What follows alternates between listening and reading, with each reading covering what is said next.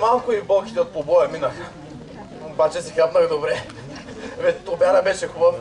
Вечерята ще е още по-хубава. Сега какво следва?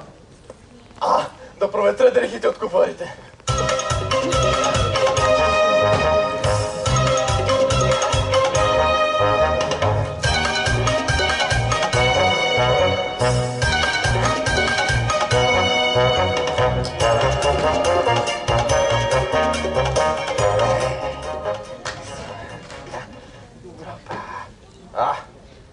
Какви са тия книги сега?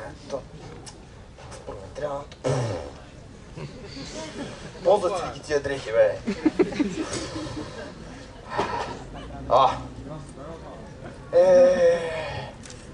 Хубаво портретче. Кой ли е на този портрет? Прилича малко на единия ми господар. Но всъщност не. Труфалдино? Да, идвам. Само да оставя нещата по куфарите му. Кое къде беше...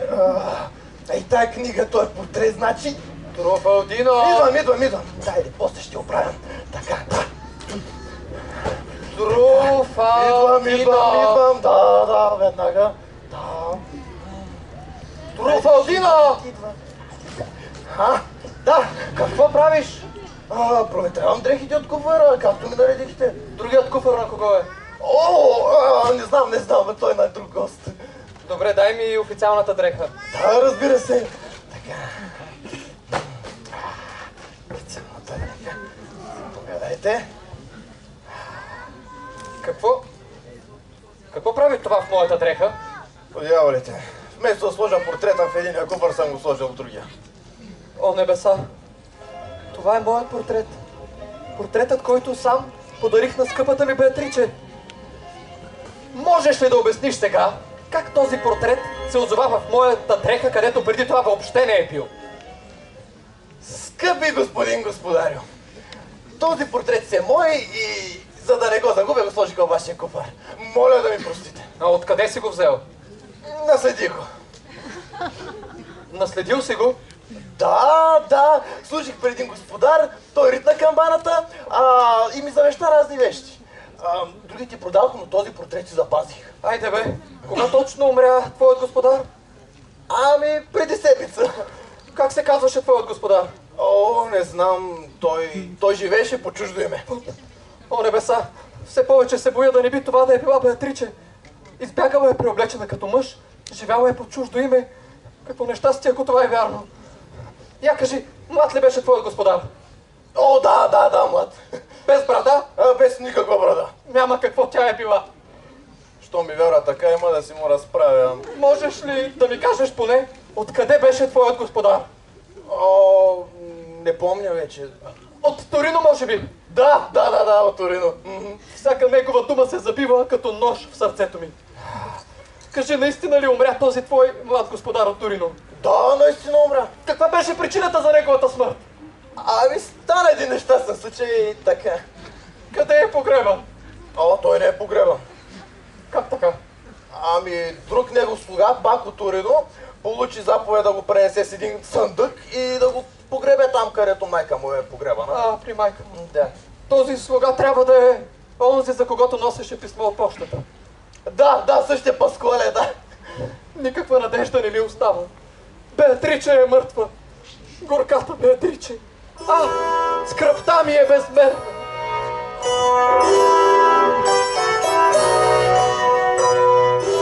Този портрет забърка цялата каша. Сигурно го е виждал някъде. Аз да прибера куфарите по стаите, преди да съм си навлякал още проблеми. Така. Сигурно е някаква грешка. Възможно и помощниците ми да са сгрешили. Ще проверим още веднъж всичко. Добре. Това ли е моят куфар? Да. Защо си го изнесъл чак тук? За да проветря дрехите, както ми наредихте. Свърши ли вече? Свърших. отвори и ми дай... На кого носи куфар там? Нямам си на представа. В куфара ми има един дневник, намери ми го. Да, веднага. Хайде по-бързо. Този ли е дневник? Би трябвало. Не. Не е този. На кого е тази книга? Подявалите е пак гаф. Тези записки са писани от Флориндо. Чувствам се странно, какво ми става. Трофалдино! Да. Как се озова този дневник, който не е мой, в моя куфар? Скъпи господин господарю, моля да ми простите, този дневник си е мой и за да не го загубя, го сложих във вашия куфар. Значи, тази книга е твоя, но че ние я разпознаем и я даде все едно е моя. Ами, аз да си призная, скоро имам и затова не съм я разпознал. И откъде си я взел? Ами, служих при един господар, той почина и ми я завеща. Кога стана това? Преди седмица. Добре, как стана така, че те намерих в Верона? Тъкмо господарът ми почина и аз преместих в Верона, да. Този твой господар Флориндо ли се казваше? Да. А фамилията му беше Аретузи? Аретузи, да. Със сигурност ли умрял? С абсолютна сигурност. От какво точно почина? Къде е погребан? Той не е погребан. Как не е погребан? Не е погребан. Падна в Канале Гранде. И? Водата го завлече. И се удари. И котките го изядоха. И после не можахме да ги хванем и... Щастие за мен. Флориндо е умрял, а с него и моята любов, и моята надежда. Напускам родния си град. Преобличам се като мъж. Излагам се на опасности. Правя всичко това за Флориндо. А моя Флориндо е мъртъв. Нещастна Беатрич. Трофалдино? Господин Панталоне! Тя е жена! Тя е жена! Чудо невиждано! Тя е жена! Тя е жена! Нямам думи! Чудо невиждано! Тя е жена! Тя е жена! Тя е жена! Тя е жена! Нямам думи! Тя е жена. Нямам думи! И аз.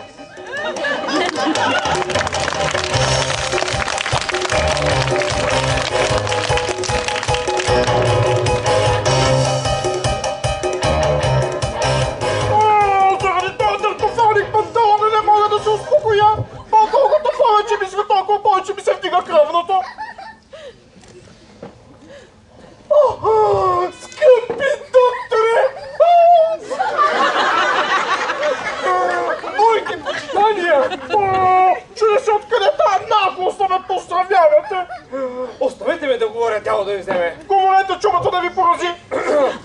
Как ми се иска да го доктори веднъж. Дъщеря ми, ако все още желаете, ще се омъжи за вашия син. Много ви моля, не си правете труда да си я взима онзи от Торино! Ако знаехте кой е онзи от Торино, нямаше да говорите така. Може да е който си ще, дали са видели дъщеря ви с неговият хокс офицер на кълъп! Моята дъщеря е почтенно момиче, шишка ветеринар. Панталоните мазньози! Докторите пизиози. Quattro formaggi di bolognese! Quanto questo formaggi e lavrazzi. Italiano idioti!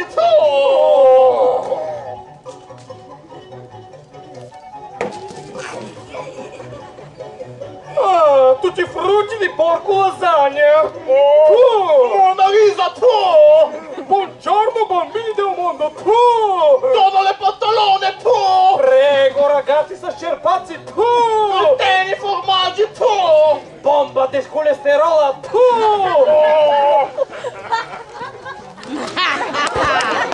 Presso documenti!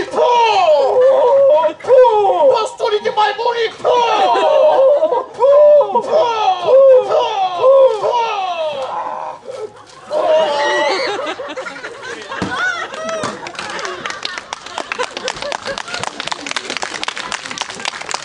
Като звяр в човешки облик, дори не ме остави да му каже, че онзи се оказа жена. Ето го и онзи Лиглю, сина му. Очаквам същото отношение от него. Ето го и Панталоне! Направо се изкушавам да му забиеш пагата в гърдите! Силвио, оставете ми да ви кажа една добра новина.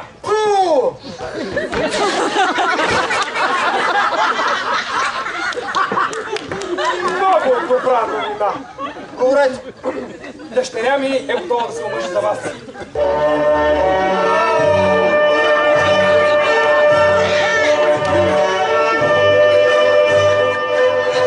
О, небеса! Вие ме връщате от смъртта към живота! И аз той не бил го видел като баща си. С две думи, Федериго Распони се оказа собствената му сестра Беатриче. Как така? Онзи, когото смятахме за Федериго Распони, се оказа сестра му Беатриче. Облечена в мъжки дрехи! Облечена в мъжки дрехи. Сега разбирам! Ох и слава Богу! Има ли по-щастлив човек от мен? Може ли, че сърце да изписва по-голяма радост?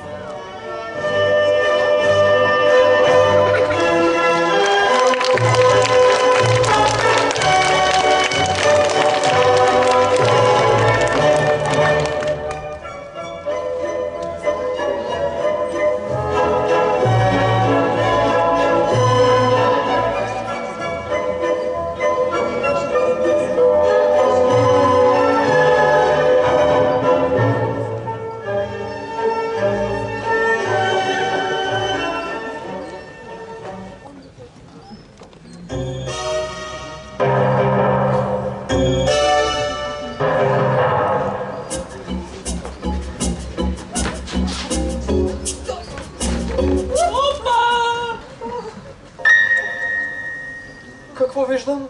Лориндо, Беатриче, значи си жив. и ти си жива! О, щастие мое! Любов моя! Пандишпанче мое! Сладкище мое! Мафинче мое! Аморе! Приятно! Път. И някоя капка кръв да падне сега. Няма да е лошо.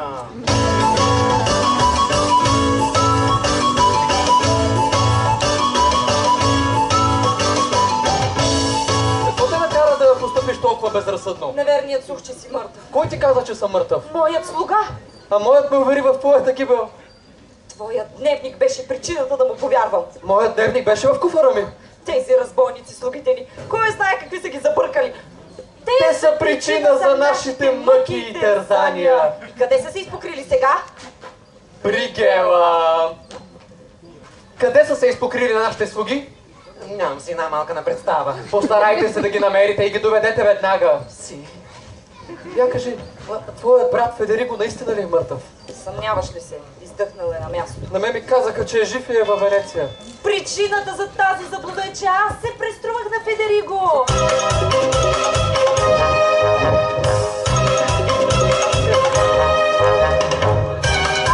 Тези наши слуги! Ето единият пристигна. Този изглежда по-печения. Много точно казано. Този го намерихме, сега ще потърсим и другия. Да, непременно трябва да са и двамата. Ти другия познаваш ли го? Не го познавам, ако беше в кръчмата съм го виждал, ама не.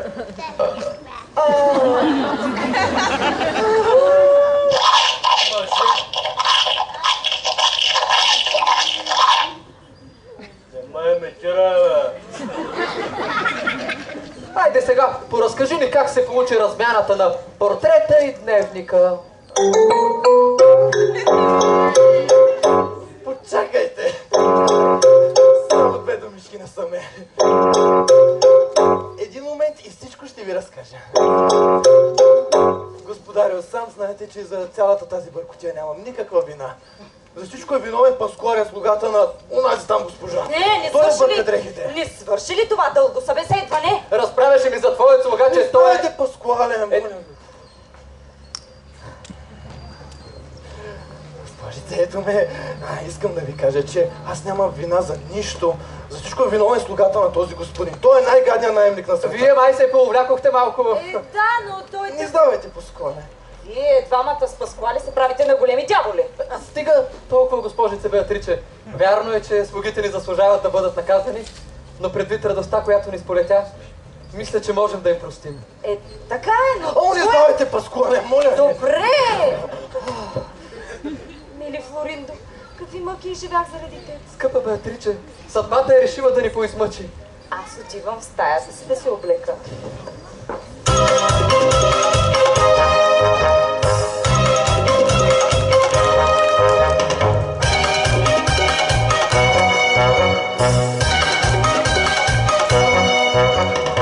Клариче, стига този инак. Виждаш, че Силвио се разкаива. Хайде, госпожице Клариче, смирете се над нещастника. Хайде, госпожице! Всички мъже се отнасят повече или по-малко жестоко с нас. А пък вие така или иначе ще се ожените за единия или за другия. А сега да ви кажа както казват на болния. Щом лекарството трябва да се гълта, гълтайте! О, Смералдина! Смералдина! Ето, виждаш ли, Смералдина сравнява брака с лекарство. Не, че е като сироп за кашлица. Не! Бракът нито е отрова, нито е лекарство, не! Бракът е мед, бомбон, сладиш! Шоколад! Хайде, Силвио, подайте си ръце, сдобрете се! За Бога, Клариче! Неблагодарник! Скъпа! Звяр! Любов моя! Куче! Живот мой! За Бога, Клариче, прости ми! Вече съм ти простила. Хайде, Силвио, простила ти! Болният склони, дайте му лекарството. Всичко приключи.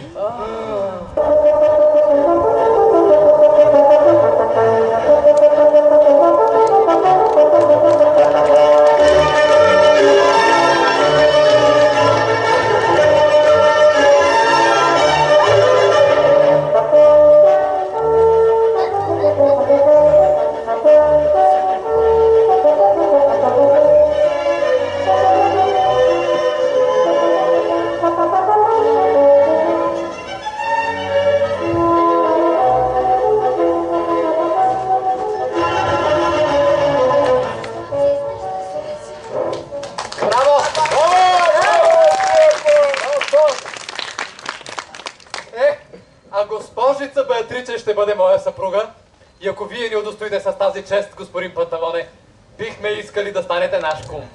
Щом вече сте решили, няма какво да се бавим. Подайте си ръце. Аз съм готов, Беатриче. Ето и моята ръка, Флориндо. Тези въобще не чакат да ги увещаят.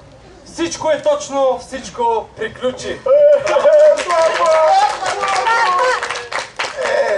С липса само най-хубавото. Какво липса? Господин Флориндо, извинявайте, ще поискате ли ръката на Смералдина за мен? Добре, с удоволствие. Господарки! И аз като всяко бедно момиче искам да се уредя. Мен вече ме поиска слугата на госпожица Беатриче. Да, бих искала да кажете там 5, 3, 5, 6 думички добри за мен, с него да се оженим. Разбира се, Смералдина. Веднага ще му стана с нея насаме, ще се погрижа за това. Нека празненството продължи. Всъщност, извинявайте, господин Панталоне, моят слуга иска за съпруга вашата прислужница. Хубава работа. И той ме сватоса. Господин Флориндо, изпреварихте ме за нещо, което сама трябваше да се сетя. Трябваше да предложа брак на моята прислужница от името на слугата на госпожица Беатриче, но вие вече поискахте за своя, така че... Така ли? Не съм знаел. В такъв случай просто се оттеглям. Не бих могла и да поискам моето предложение да бъде предпочетено пред вашето. Не, настоявам. Господин Панталоне, забравете, че съм ви питал. Тогава и аз се оттеглям. Добре. Хубава работа, те да се разменят любезности, а да остана нежен. Както изглежда, от двама ще остана без нито един. Хайде, стига! Момичето иска да се омъжи. Да решим за кого от двамата ще я дадем. Господа! Оставете на мен да уредя този въпрос. Господин Флориндо, нали вие обещахте ръката на Смералдина на своя слуга? Така беше, нали и ти чу? А госпожице Клариче, нали вие обещахте ръката на Смералдина на слугата на госпожица Беатриче? Не можех да не го направя. Тогава, Смералдина, дай си ръката.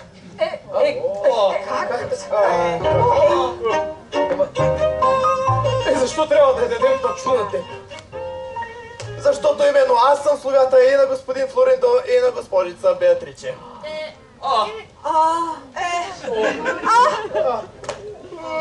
Как така? Какво говориш? По-спокойно, по-спокойно. Господин Флориндо, нали вие обещахте ръката на Смералдина на мен? Да.